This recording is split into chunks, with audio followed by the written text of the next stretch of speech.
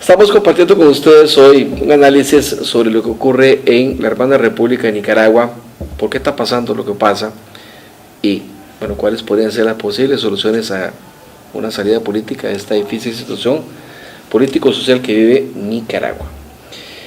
Bueno, en el segmento anterior platicábamos el licenciado Carlos Cascante, profesor universitario de la Universidad Nacional y de la Universidad de Costa Rica, que efectivamente parece que, bueno, pues en Nicaragua el sandinismo se reinventó en el siglo XXI, como lo hizo todo el socialismo progresista en Latinoamérica, ¿verdad? Al principio les fue bien, como también les fue en el resto de los países de Latinoamérica, como Brasil, Argentina, Chile, Bolivia, Ecuador, Venezuela. Pero de un pronto a otro algo pasa, como que estar mucho en el poder te desgasta, y al mismo tiempo parece que aquellas ideas de la patria grande de don Hugo Chávez, o tal vez aquella riqueza que en otrora tuvo Venezuela por los altos precios de los combustibles, como que impactó de alguna forma al resto de los países que mantenían esta corriente ideológica y política. Y en el caso de Nicaragua pareciera que el asunto es casi que un disparador, ¿verdad? Casi que se ha hecho y la consecuencia es inmediata. ¿Hay algo de esto?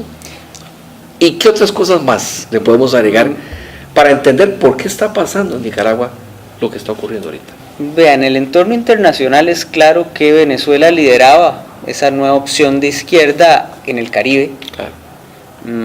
No tan cercano con Brasil, claro, no tan cercano con Argentina, que son países más grandes y poderosos, pero Venezuela había logrado construir un liderazgo a partir de su capacidad petrolera en el Caribe. Ese liderazgo se construía básicamente con cooperación internacional y ventas baratas de petróleo en un momento, mediados de la década pasada, que se caracterizó por un alto impacto del crecimiento chino, un enorme consumo de commodities, es decir, bienes para la producción, y eso hizo que las economías latinoamericanas, si hubieran sido de izquierda o de derecha, claro, hubiesen crecido. Lo que pasa, claro, es que al ser de izquierda tuvieron mayor capacidad de invertir en proyectos sociales, y en toda América Latina se invirtió en proyectos sociales. Venezuela invirtió en proyectos sociales propios e invirtió en proyectos sociales ajenos. Invirtió mucho dinero en Nicaragua. Esa inversión, digamos, de Venezuela en Nicaragua le permite al gobierno sandinista ser dispendioso en lo social, y en un país donde la pobreza alcanza al 30, al 40% de la población oficialmente, y posiblemente, si nos ponemos más quisquillosos, es el doble. Podría aumentar considerablemente. Acuérdense que estas medidas de pobreza siempre son muy debatibles. Hasta aquí mismo en Costa Rica. Sí, en cualquier lado son muy debatibles, porque algunos miden por exclusión social, que es un componente mucho más, ¿no? Digamos que generalmente la pobreza se mide a través de un ingreso mensual por familia. Entonces, si nosotros lo llevamos a otro nivel, posiblemente la pobreza era más. Entonces, cualquier mejora a ese índice, pues va a traer tranquilidad a la población. Creo yo que ese asistencialismo, ese proceso clientelar, vive a partir de que usted tenga dinero para sostenerlo. Claro. Entonces, cuando Venezuela empieza a sufrir el abaratamiento de los precios del petróleo a raíz de que los Estados Unidos, a partir de procesos de extracción petrolera, logra aumentar su capacidad de extraer petróleo, y eso baja todos los precios para todos los países productores tradicionales, y Venezuela empieza a sufrir. Y también la capacidad de consumo, ¿verdad? También, sí. De las grandes potencias por el recalentamiento de la economía global debido a la crisis financiera que hubo. Claro, entonces sí. Menos commodities. Menos necesidad de commodities. Y menos petróleo. Más petróleo, que lo hace más barato, y menos necesidad de consumo, claro, que también abarata, digamos, el nivel de vida. Eso usted lo ve en Venezuela, como la figura de Hugo Chávez de un momento a otro, cuando empiezan a bajar los precios del petróleo, empieza a tener menos impacto, y porque empieza a sufrir los problemas internos y lo hace menos internacional al chavismo. Y eso impacta en dos países, fundamentalmente en Nicaragua y en Cuba. En el caso nicaragüense, además, tome en cuenta lo siguiente: ya Daniel Ortega pasa por casi 10 años en el poder, pasa por una serie de elecciones acusadas de fraudulentas, pasa por una destrucción de la oposición, de los partidos de oposición. ¿Cómo los destruyó? O comprando gente, o insertando gente dentro de los partidos que los destruyeran, o bien simplemente desplazando de la vida política mediante violencia política a sus opositores. Entonces el Partido Liberal Constitucionalista, que estaba llamado a ser la oposición, simplemente se parte en dos, y pues ahí se acaba todo tipo de oposición política. Súmele a eso que al haber más dinero aumentan los índices de corrupción. Es decir, estamos hablando de un país sin una institucionalidad sólida, de hacer contraloría del Estado, de cómo se gasta la plata, y evidentemente eso genera que haya mayor facilidad para que el arca estatal sea saqueada por el régimen, por los hijos del régimen, por los cercanos al régimen. Entonces, eso causa mucha molestia. Algunos proyectos fallidos, por ejemplo, el proyecto del Gran Canal de Nicaragua, que vuelve a surgir en la lógica de Ortega, y que era una razón más para quedarse en el poder por mucho tiempo, hasta ver acabado ese sueño del canal, que se cae en un mes, ¿verdad?, cuando se descubre que el empresario chino extrañamente pierde su 50, 70, 80% de su fortuna en el transcurso de un mes. Entonces eso golpea mucho a la visión del pueblo nicaragüense, de sus líderes. Empieza a darse una oposición primero muy silenciosa en las montañas, es decir, empieza a haber una serie de conatos de guerrillas muy débiles todavía, y a eso se suma una molestia desde el campesinado también en Nicaragua, de que no están viendo ya llegar las dádivas que tradicionalmente tenían, y entonces de ahí empiezan a reaccionar, y ahí se va produciendo movimientos en cadena. Me acuerdo de hace un par de años que un grupo fuerte, grande del campesinado nicaragüense quería manifestarse en Managua, no los dejaron llegar.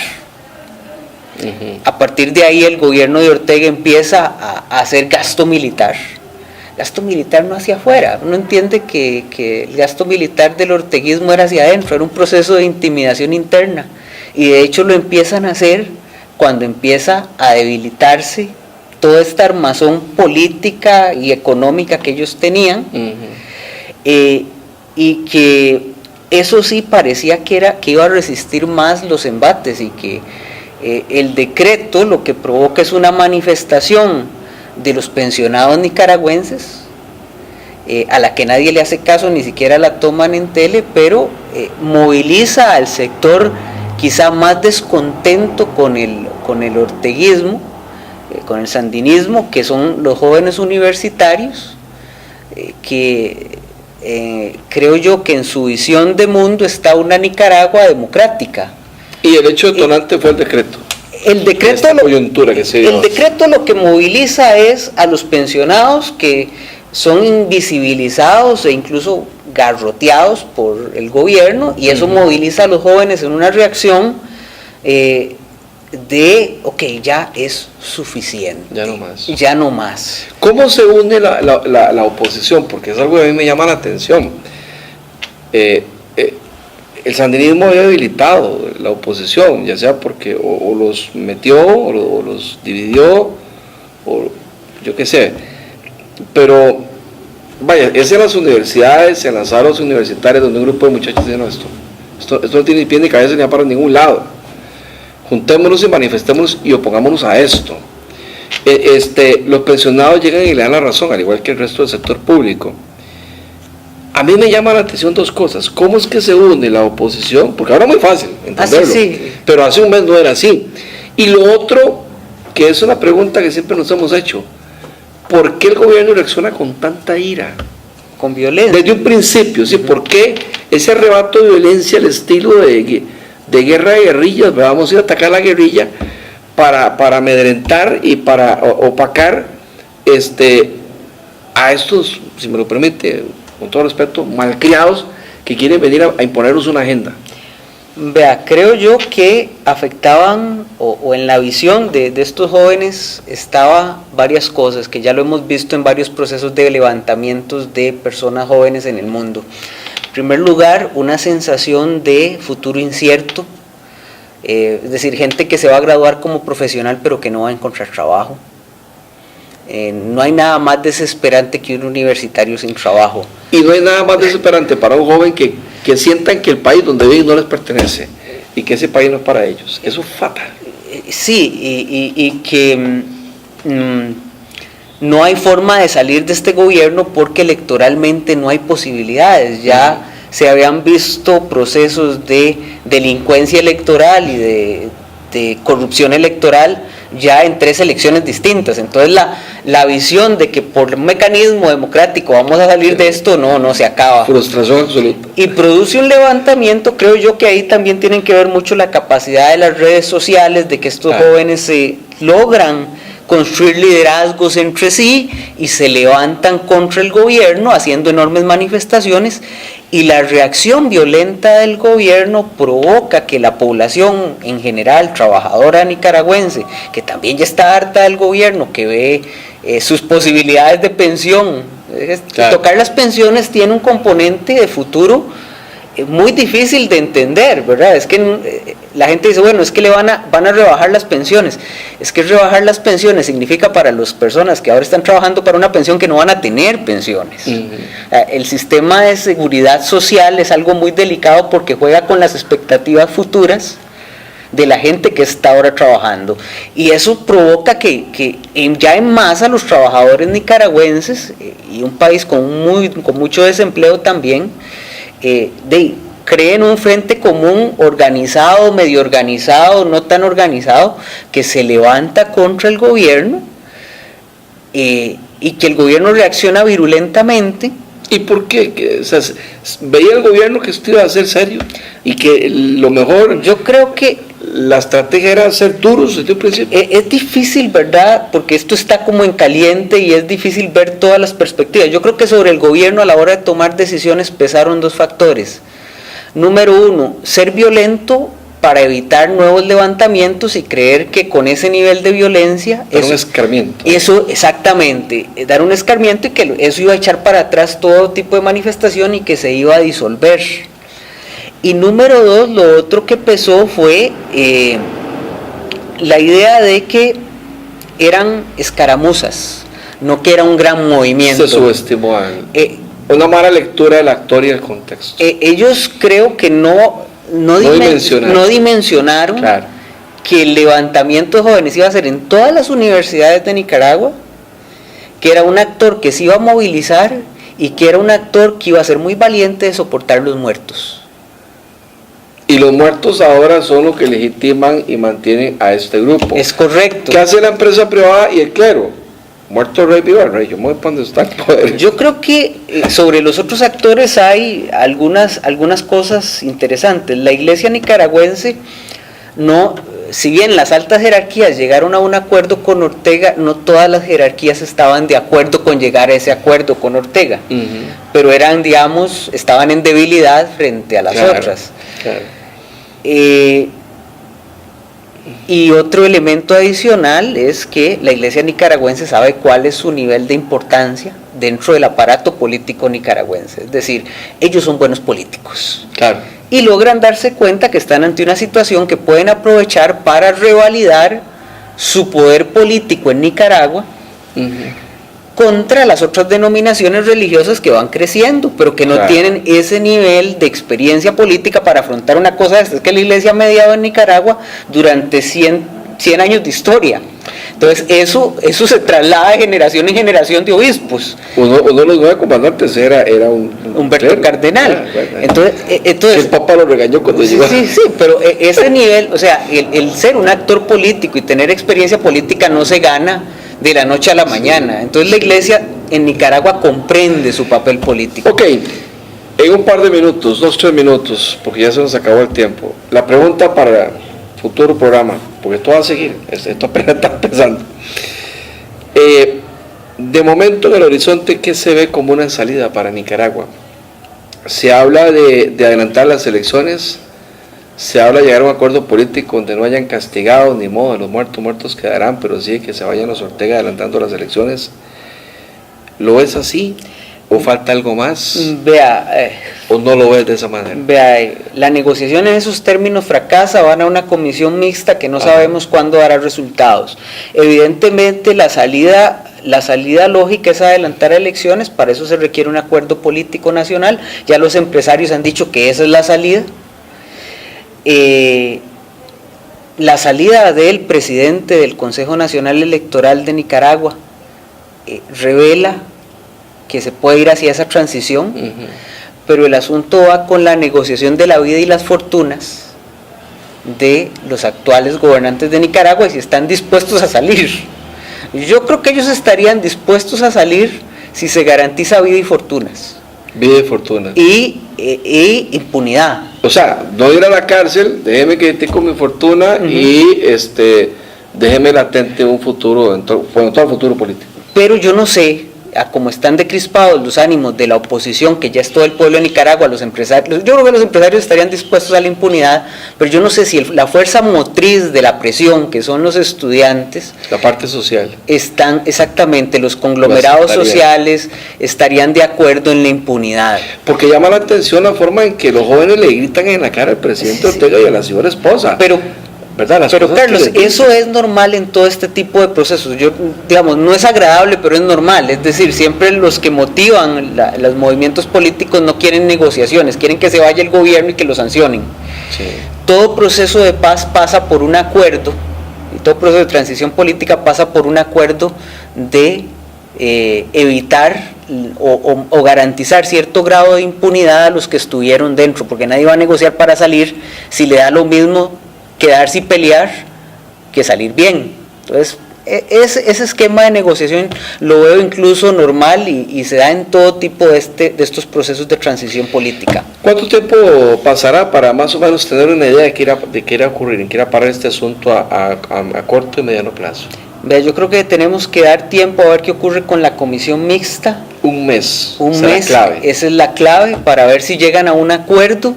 Hay que ver si el gobierno da pasos de transición en ciertas áreas políticas y hay que ver el comportamiento que va a seguir el ejército de Nicaragua, que es el otro actor. Que está en manos del hermano del presidente de la República.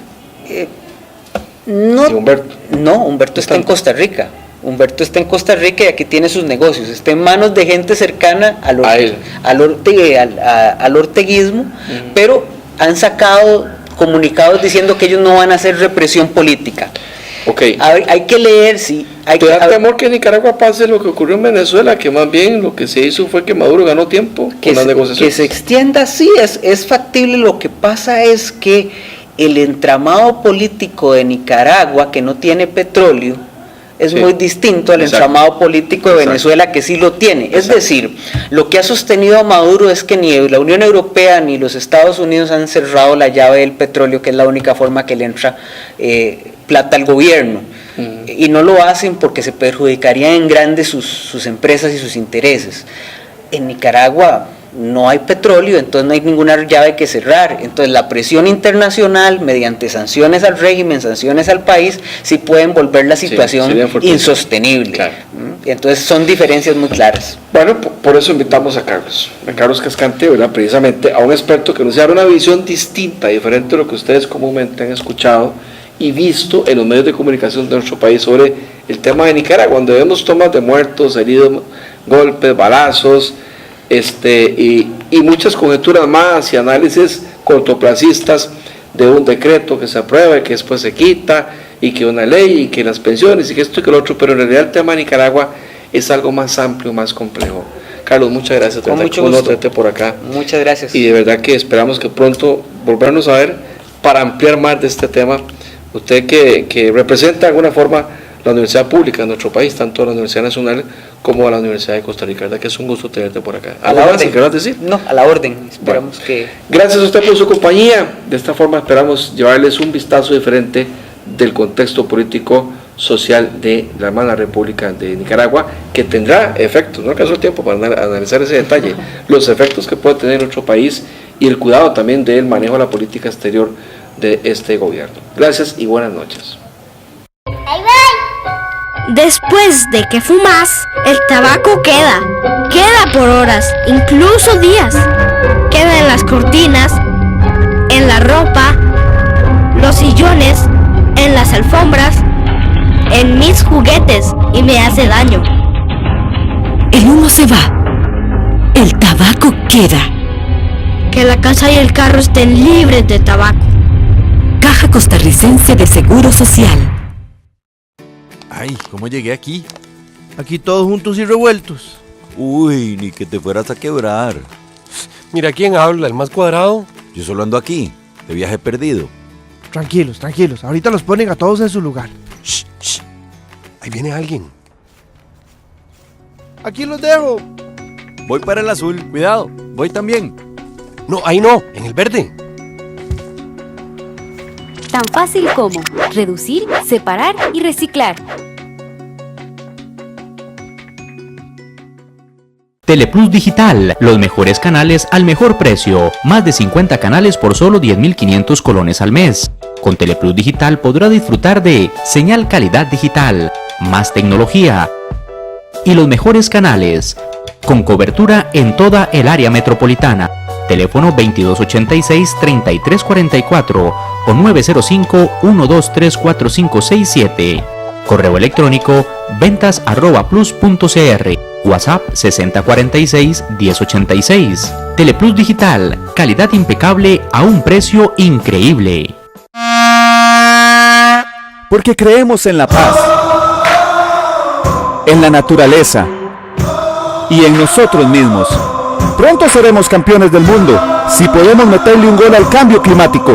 Para el año 2021 seremos el primer país carbono neutral del mundo. El terreno está listo. El país tiene todo en juego y vamos a ganar este partido. Todos unidos cumpliremos esta meta, usando menos el carro y más el bus, reciclando y ahorrando energía. Participemos desde nuestras empresas, hogares, comunidades y centros de estudio. ¡Vamos, chicos! ¡Sí se puede!